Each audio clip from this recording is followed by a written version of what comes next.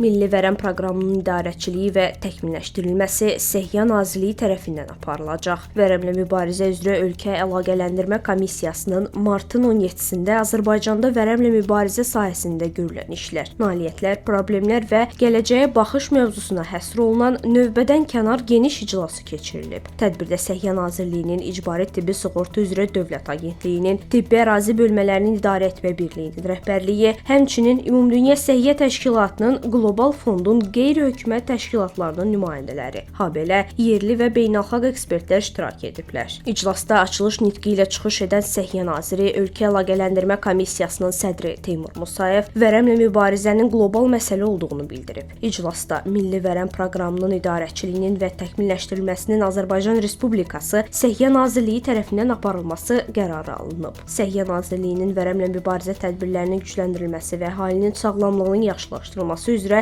strateji prioritetləri müəyyən edilib.